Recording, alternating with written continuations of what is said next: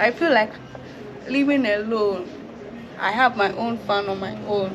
It's not easy at all. It's not easy at all. Sometimes I feel depressed. I feel down. What can I do? I feel like all hope has been lost. So there's a lot of stigma attached to it. One personal reason why I relocated my family back to Ghana from UK was because my 5-year-old son at the time was showing mild signs of autistic spectrum, with the most noticeable symptoms being delayed speech. It was my fear that the education system, in an attempt to help, would have streamlined him into a special school. Nothing wrong with that though. I just wanted to try the good old Ghanaian social intervention. This got me curious to know what it takes to live in Ghana as a carer or a person with learning disabilities. So in this video, I find out from a single mother and a caregiver how parents are affected economically, the psychosocial effect of living in Ghana with learning disabilities, and also speak to representatives from the Center for Learning and Child Development on some of the interventions available and whether the government is doing enough to support caregivers in Ghana. And I also update you on whether social intervention is helping my boy in Ghana. I hope you find this useful. My name is Mickey. Keep watching.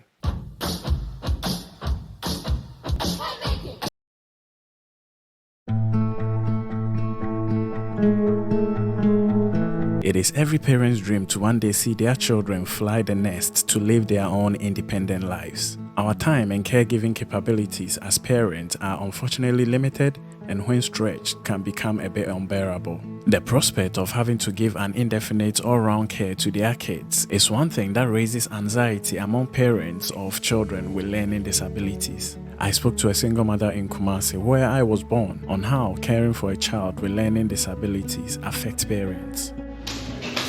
And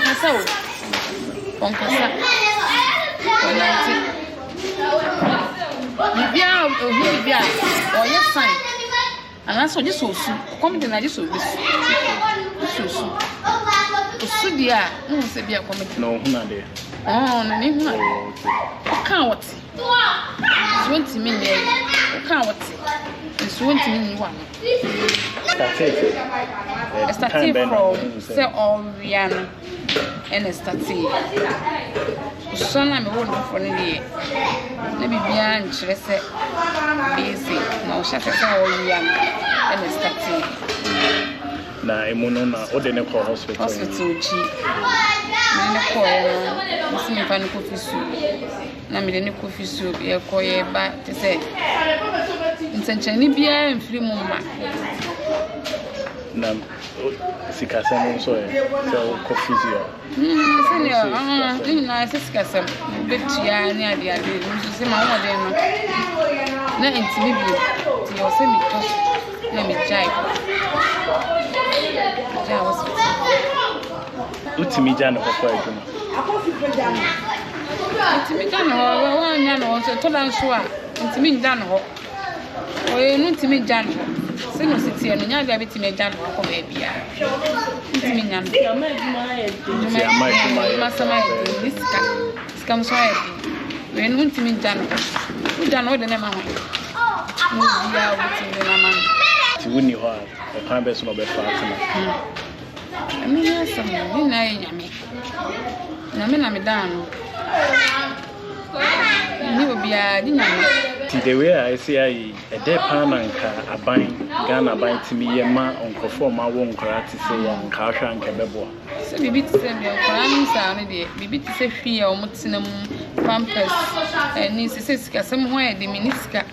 Ene do bedie ni ade ade bibi ti se makanom ne sa ne amane na okora no sa. Ti enema abeboa no ka me nya bibi sa ka me pe. We realize say wow akora bi say in Ghana settings and say na So Ghana sitting no wa wani tua enkoye nti se amase say no me so me ho kire me. Shortly after this video was made, Kwabena Mensah, the child in question, passed on at the age of 9. May he rest in peace. The economic burden that comes with caring for children with learning disabilities in Ghana can weigh down some parents, so much that some results to neglecting these kids. A typical example is Michael, my own nephew, whose biological father abandoned him and left him unattended at Asafo Market, one of the busiest markets in Kumasi, when he was only 2 years old. With the financial burden being unbearable for his mother, my mother adopted and cared for him after being found by a good Samaritan. My wife and I had to pick up this responsibility after the demise of my mom. I've come here to see his progress as he tries to earn a living by learning a trade, and also to say thank you to this generous man for training him for free. Meda wase pa nso se waje Michael. Me pese mbusa wo adwuma no otimi ye de. Oh, na me da kakra ko. Ede, what? Nyame sunti. Why ne be say? Oh, same Monday, me fancy 5 years. 5 years. Na de hin ya na emu ye ne din edru part of adwuma na emu de hin ya na say ohwe the situation is a intimate strategy adwuma no mu ade a din bia mutual okay. You be to say line in Musa na in the day. Yankopon. Okay, nti say oni wo Michael encounter no obetu awofo a womoma ewo this learning disability no obeka se omunsua trade obe encourage womo. Yeah. Yeah, me console motor san kwala no to twini. Ko bibi o Michael obeme no. Na hu se bibi o no. Only say it take time. Which na den na we take it time some of it. But do we pick no so. Please call this number if you are touched to support this local business, or even to show him love for this amazing and generous thing he's done for us and Michael. If caring for children with learning disabilities can have this dire effect on caregivers, then what is the psychosocial effect on individuals growing with learning disabilities?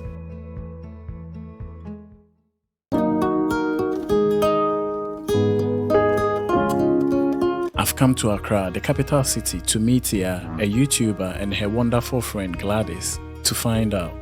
So basically my condition is muscular dystrophy. Okay. And the muscular dystrophy is basically like my muscles lose weight. Yeah, I lose muscle mass. So that's what muscular dystrophy is. So instead of me gaining muscles, I'm losing them. Okay. Yeah. Is it common? No, it's not common. It's a rare medical condition. Yeah, it's not common. So, how does it make it difficult? Okay, so with the condition, some of the challenges personally I have is I have a curved spine, which is called scoliosis. Okay. Yes, curvature of my spine. I also have I walk on my toes. Oh, I walk on my toes, so I have a waddling gait as well. So my balance is not all that great, and also I do have limited range of motion. Okay. Yes, I can move certain parts of almost how do I call it? Places with joints. I can't really move them the way I'm supposed to move them. Oh, okay. And walking is difficult, and getting up and sitting down is difficult for me to do. And I experience waist pains because of me working on my toes. Yeah. So I think that's basically some of the things I experience. My name is Gladys Agyei. Are you able to walk? Yes. Okay. Without the crutches? No. Oh, okay. The crutches are supposed to support You're me. supposed to. Okay. All right. So I want to know: are you treated differently because of your condition in Ghana? I would say yes. I would say yes. I'm treated differently, and even aside even the treatment, the looks you get at times, it's a whole different thing altogether. It can sometimes make you very even before people talk. Even before people talk, they are talking. Their looks alone speaks volumes. You understand? So we always say people see you before they hear you. So just even looking at people, you know what they are communicating to you.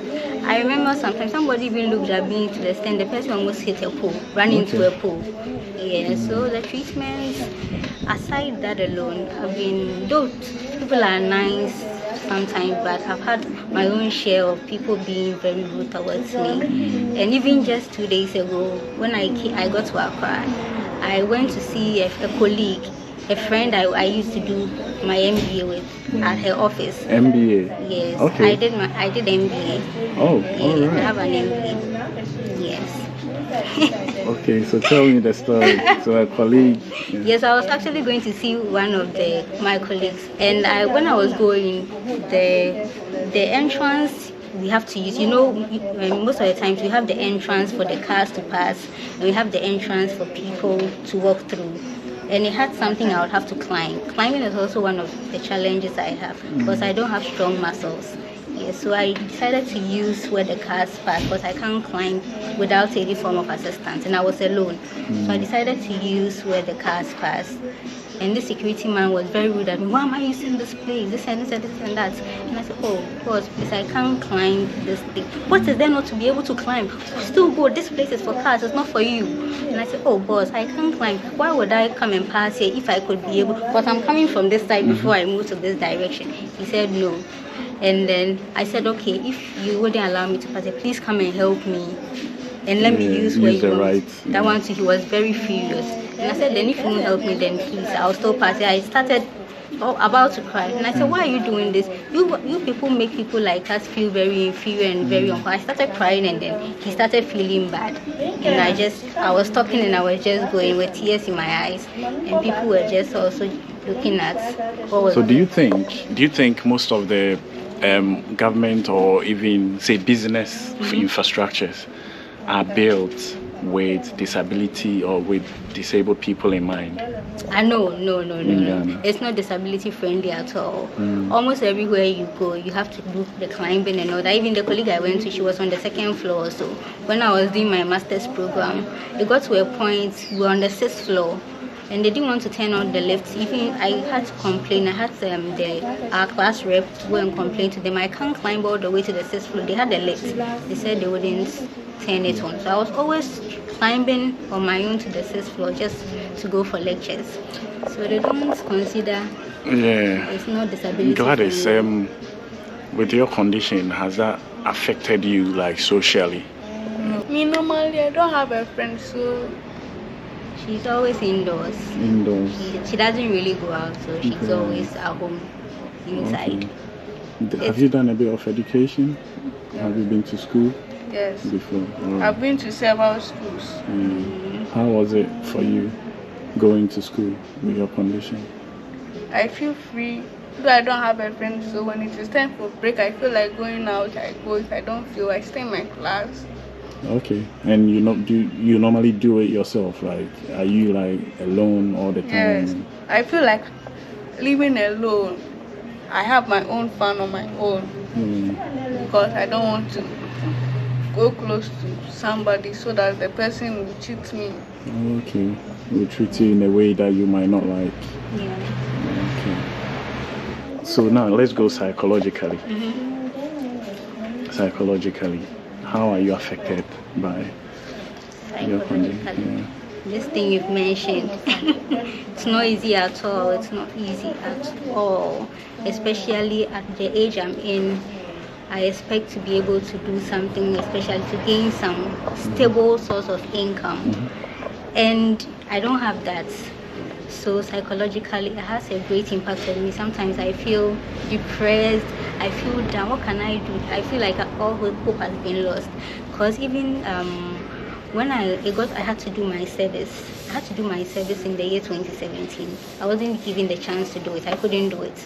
So I decided to do it in 2021. Yes. Or I think 2021. When the postings came out, and I sent it to the organization. I actually sent it to a place close by because I can't take a car. If I take a car, it has to be dropping. And you know how dropping is expensive. I can't afford to take dropping in and out all the time. So I went to the NSS office and I told them, please, I want a place close to my house so that I can just manage and walk and go to the place. So I found 2 places near the house where I can go to. When I sent the letter to them, the woman over there says she wants somebody more active. She can send around. so I should go for reposting. Yes, so I had to go for reposting. I went to the second place close to the house, a different organization close to the house. They didn't. They said they wouldn't know what I can do over there. So I had to go for reposting to a way further location. So I had to go and plead with them and talk to them that this is the situation at hand. I had been reposted 2 times, and I have nowhere else to go. So please, and service is mandatory for you to do. Yeah. So I pleaded with them. The man was nice, fortunately for me, and he understood I can't be coming all the time. So I managed to finish it. So are you doing something? Are you employed now? I'm not employed. I'm just at home. And is this playing a role in that? Is your condition playing a role in the fact that you are not employed? Yes. And now, because of that mindset I have, that people don't see me to be fit or see me to be, or how do I say it, incapable to function in the organization. And aside that, even if I'm there, how will I find my transportation in and out to work all the time? So that was when I decided to start the content creation on my lunch. If I'm at home, I can come up with something, and that also it's not easy. Sometimes I can't just be at home all the time. They will even make the content boring. So sometimes I can just go for days feeling depressed, doing nothing. I can cry, God, what can I do to make some income? Because it's not paying me yet. My channel is not yet monetized. Okay. So if I don't have any money coming, people giving me 1 or 2 things, it's very difficult for me. So even after all the challenges Yaa has got, Yaa is also a content creator, and to be fair, she is actually more consistent than I am. She actually, no, definitely you are. She makes more content than I do. I'll put the link in the video description. Please go and subscribe and support her. So do you sometimes think into the future? Like, do you look into the future, and how does that make you feel? I do look into the future. Most of the time, it's very scary. It's very scary to me, because like, especially with the current state, and I don't even know what to say, but it's very scary to me. But I'm trusting God. I know with the help of God, things will work out. Things will work out for me. How you see your condition? How does that affect your mom? My condition is not something that worries me too much. Yeah. But when I'm going out like that, I feel shy. Some people haven't seen people with disabilities. People watch things. So normally me, I don't want to go close to anybody. Always, I want to be in their house. If it is my brothers who come, fine. Always, I want my brothers to be. If they will not come, I will not allow myself. She has been forcing me. That is, let's go. Maybe we are going to learn or have a fun. Do you think government does a lot for people with learning difficulties in Ghana? For me, I don't think government does enough. Because in abroad, Gladys, for instance, will be getting disability allowance. Oh, then for here, forget. Yeah. They don't do anything as such. Okay, for what I know, they don't do anything like that over here. Do you think there's something that government can do? They are supposed to do something, because I'm sure it's in the Disability Act that there are certain benefits maybe the disability and people with disability are supposed to enjoy, even when it comes to employment. But it's not functioning. It doesn't work. Yeah, it's one man for themselves. We fight for our own selves. Any message that you want to send across?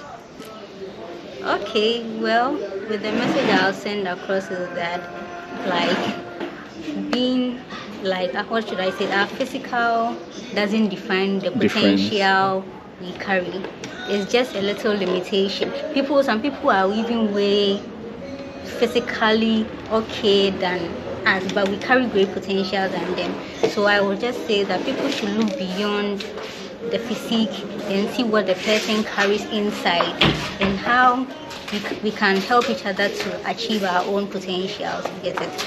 And also, guys, please, I want you to come and join, subscribe to my channel, come and join my family so that we can grow together, because I have a lot of things I want to do and also help people in the same situation I'm in. Since I'm in it, I know how it feels and how it is like to be this way. So I'm urging all of you, please do well to come and check out my channel and subscribe and support me, and let's grow together. So that's what I will say. And I also want to use this opportunity to thank you so much for making this happen and also looking beyond my physical and also reaching out to me. And then I'm not sure if you deduce from the video, but Jamana has got a master's degree, a master's in business administration, and her first degree is in nursing. And whenever you speak to Ya, she says that she is trying her best to change her narrative and prove people wrong, that even with her disabilities and her challenges, she can still make it in life. And that's what she's trying to do. And from talking to them, I feel that the government of Ghana is not doing a lot for people with learning disability. And by so doing, I want to go to the Center for Learning and Child Development to ask them if government does a lot for kids. So my name is Leonia Kufiosowashi Sandra Palu, and we work for an organization called Center for Learning and Childhood Development. CLCD is a research-based organization that conducts studies into issues affecting children. So anything that has got to do with childhood development, school education and learning, okay. Nutrition, health, we cover it all. Oh, okay. So my first question is, do you think most parents are aware and do they know how to deal with all these learning difficulties or let's say developmental issues when it comes to kids in Ghana? No. It's still a relatively new thing for most caregivers and parents. We prefer the term caregivers because not all the people who take care of children are parents per se. Yes. It's something that is now, especially when it comes to their nutrition, what they should be at what age or what they should do at what age. It's something that's still developing. It's not very well-known knowledge out there. So there are different kinds of disabilities. We have learning disabilities, we have developmental delays, we have autism, we have cerebral palsy, and learning disabilities. They have Down syndrome. Even though they are all disabilities, there are different kinds of disabilities. CLCD, we don't do a lot on learning disabilities. We focus on cerebral palsy, we focus on a few autism, and then some Down syndrome. Like so developmental disabilities. Yeah. Even though learning disability is part of developmental disabilities. Yeah. We do more of like, you're supposed to walk at this age, are you okay? You're supposed to be able to say this number of words at this age, are you able to do it? You're supposed to have this type of motor skills at this time, are you able to do it?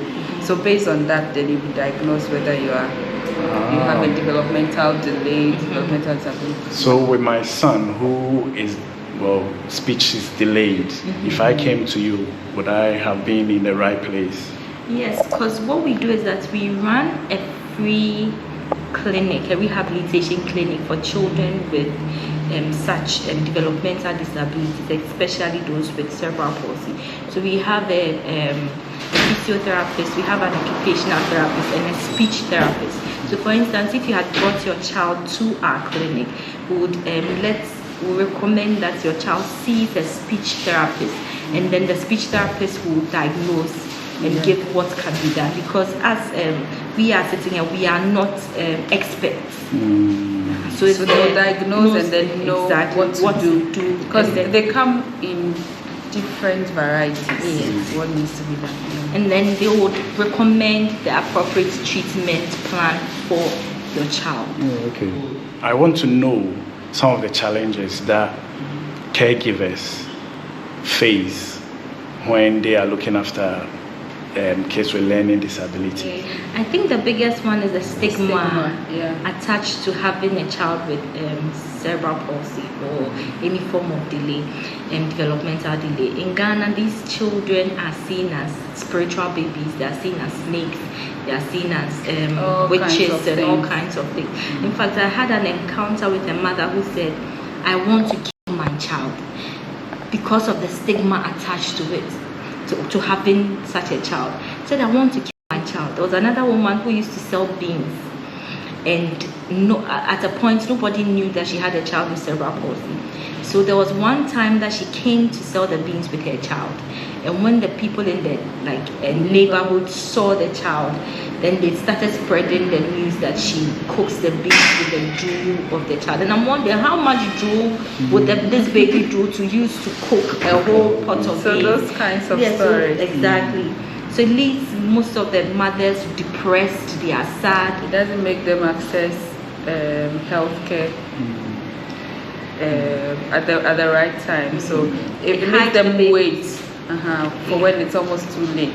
Then they come out with such children. And then the fact that the children cannot go to school means that the mother cannot work because she has to be home to take care of the child.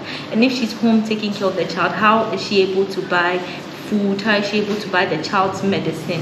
How is she able to provide for her child? Because taking care of children with disabilities is a lot of work. When we run our clinic, we have mothers who come with children who are 8 years, 9 years, 10 years. Who cannot walk. So like these children are very dependent on their caregivers. And the mother has to carry the child on her back. There's this woman who comes for the clinic and she has 2 children with developmental delays. So she carries the older one, who's a boy, on the back, and then carries the second one on her side, and walks and brings the child to the clinic. Because how is she going to manage? When she sits in trotro with her child, people will say, oh, my name bear me. Then people move around. People think it's infectious. Exactly, it's infectious. They believe that when such child drools on you, your child will have the same thing. You also give birth to a child with cerebral palsy. So there's a lot of stigma attached to it, and the stigma is causing a lot of psychological burden. Most of the problems come out of the stigma. Yeah, the stigma. Burden on the caregivers. So they hide their kids. By the time they bring the children out, the situation has gotten worse. But what we need to know is that even though there is no cure, if you seek early treatment, the child will have a normal life. Things will be much better than when you hide the child. If you go on our website, you see a story of one of the girls who attend the clinic. She came to the clinic when she was about 10 years. She's currently 10 years now. She's never walked. She came around 8 or 9 years. She's never walked. But through physiotherapy, she's able to learn to take her first steps. So if you give your child like treatment, you do occupational therapy, you do physiotherapy and some speech therapy, there will be a better life for your child. Because if they can walk on their own, that's a lot of improvement. Yeah. And so imagine if this child had started such physio maybe 4 years ago, 5 years ago, should have been working much earlier than she's doing now. So the early treatment is important. So how do you get funding? Okay. How do you operate? How do you get funding? So when we started the clinic about a year ago, we got a grant to start the clinic. So that was how we got our first funding for the clinic. But the grant was just for a year. So after the year, we had to get support from donors, ordinary Ghanaians. So we have a few people who, out of the goodness of their hearts, they donate to the clinic. That's how we have been able to sustain the clinic till now. Okay. So if I want to know how much the Ghanaian government is doing, anything that the government does to help kids like that, the ones that you know before. I think the government isn't doing a lot for the kids, even though they can do better. Like currently, there isn't a lot of interventions for those kids. Even though, for instance, children with cerebral palsy can go for free physiotherapy. I think there's a limit. There's a limit to the number of physiotherapies that they can go to. I know it covers the national health insurance covers some part of it, but not a lot. The national health insurance covers for physiotherapy, but the child needs physiotherapy for the rest of their lives, for a large portion of their lives. So whether they give that to the rest, you are not sure. Yes, but I know like some aspects of physiotherapy is supposed to be covered by the national health insurance, NIH, yes, exactly. And then there's the inclusive policy, educational policy, where you can send your child with a developmental delay to a mainstream school. But even though that one exists, like when you take your child, the implementation is to a large extent problematic. So the parents cannot take their children to mainstream schools. And I know the government also has worked together with UNICEF to have like assessment centers where you can take the children to be assessed. But that one too, there's a little bit of an issue there, like in terms of the funding, in terms of how accessible they are, in terms of how they are working.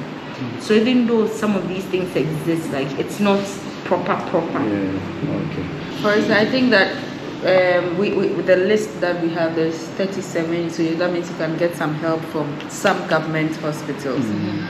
It's possible that most of them are just centered in Accra. So people with problems outside of the region, we don't know how they are, even as people call us from other regions, but our funding can only, in the moment, can only cater to people in Accra, but people have called us from other regions. Okay. That presupposes that there may not be resources like that there for them to, Okay. If someone is watching from America, from the diaspora, and they want to help your organization, how can they help? We have a PayPal account, we have a Momo account, we have a bank account. We also have a GoFundMe link specifically for the mobile clinic for people to donate to. So what I'm going to do is I'm going to put the link in the video description to all the means that you can donate. They are doing a very good job. I've seen a lot of videos about them. So, and then those who are in Ghana, if you want to donate some diapers, some clothes for the caregivers, or you just want to even come and see the clinic, and be an encouragement for the mothers, the caregivers, because they go through a lot. You can. Do you have any message you want to send across? Do you have anything? You've said a lot, and I'm like, yeah. I think for me the biggest issue is the stigma. Like, we need to be educated that anybody can have a child with a disability, a developmental disability. Anyone can have a child with autism. Anyone can have a child with cerebral palsy. It's no fault of the mothers, it's no fault of the fathers that these things happen. So we should understand and show a little compassion to these caregivers when we see them. We should encourage them. We should show a bit of compassion to them. We shouldn't stigmatize them, because if we show compassion, if we share their burden with them, it lightens their burden. It lightens their burden, and that goes a long way to help them access care for their children. I've learned so much through this journey, and I hope you have too. It is apparent that caring for any person with some form of disability, being it learning or developmental, is challenging anywhere in this world, and Ghana is no exception. Please go to clcdghana.org/donation to donate to the Center for Learning and Childhood Development so they can carry on doing the amazing work they are doing. I will also put links to other childhood developmental organizations in the video description in case you are directly affected by any of the issues discussed in this video. About my boy, he's doing amazingly well in Ghana. Getting him to hold a pencil was a struggle, not to mention writing, but now he can write on his own and feels happier within an academic environment. Sentences are getting longer, and he's very much aware of his surroundings. It's safe to say I'm one happy and optimistic dad. If you enjoyed this video, please give it a like. Please subscribe to Yaya Jamra and this channel to come on our journey of experience. Thank you very much for watching, and see you in the next one.